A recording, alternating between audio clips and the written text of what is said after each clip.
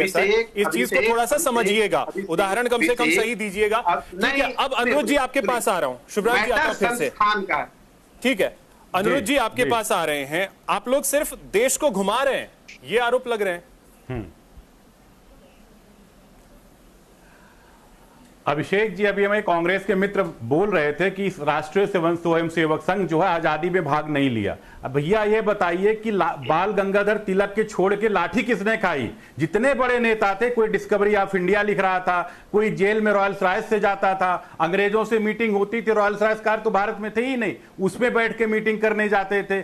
तो ये बैठ के तो गुमराह कौन कर रहा था देश को? देश का बंटवारा मुसलमान और हिंदू के नाम पे किसने किया? और दूसरी बात कर रहे हैं बलात्कार हुआ है, और इसे जब अयोध्या में मोहित खान बलात्कार करता है एक 14 साल की बच्ची के साथ में, तब इनकी प्रियंका वाड्रा जो लड़की है लड़ सकती हैं, एक भी पोस्ट इनका नहीं आता। कहते सोशल मीडिया का जमाना है, एक पे एक पोस्ट कर देती, कम से कम इतना तो कर सकते थे। राहुल गांधी अमेरिका में जाके बोल सकते हैं, लेकिन बंगाल में जाके नहीं चले जाते हैं। वैसे वो क्या कहते हैं, चाइना की बात करते हैं। इनकी हालत यह है कि जब चाइना के बॉर्डर पे लोग क्या कहते हैं, भारत के सैनिक और चाइना के सैनिक आपस में भिड़ रहे थे थोड़ी देर के लिए, तो ये चाइना एम्बेसी में बैठ के डिनर का लुत्फ उठा रहे थे मां बेटे। और उसके बाद में जब इनकी सरकार थी 2004 से 2014 के बीच में, चाइना की वहां की पॉलिटिकल पार्टी के साथ में इनका कौन सा समझौता हुआ था? डिक्लेरेशन नहीं हुआ। राजीव गांधी फाउंडेशन को चाइना एम्बेसी अच्छा खासा फंड देता रहा। भैया किस चीज के लिए? भारत पूरे विश्व में बहुत से देश हैं, लेकिन चाइना ही देता रहा। जब देखिए तो चाइना का गुणगान करते हैं।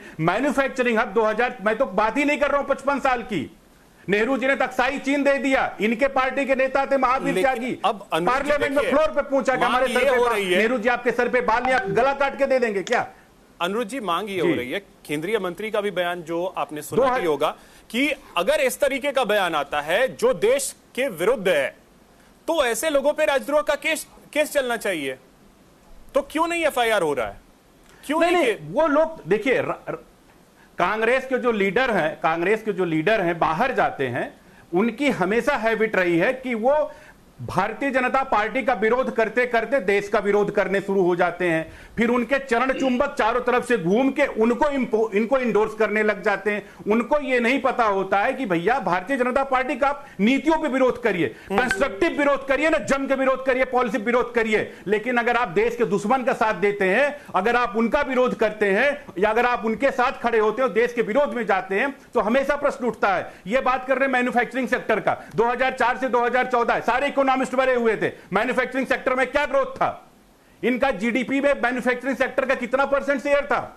आज आप देखिए मैन्युफैक्चरिंग सेक्टर कहां से कहां पहुंच गया है। हमारी जीडीपी पांचवें पायदान पे है। जो हमसे 2 आगे हैं वो लगभग इक्वल में बैठे हुए हैं। और ये बार बार बात करें पर कैपिटा देश के बाहर जाकर के देश के खिलाफ बोलता रहे और कोई एक्शन नहीं। 2024 के बीच में तो फिर ऐसे बयानों पर कैसे लगाम लगेगा? एक्शन तो होना चाहिए। उनकी तो हैबिट है, उनकी अभिषेक नहीं, उनकी तो हैबिट है। शुभ्रांश जी, चाइना के जो भी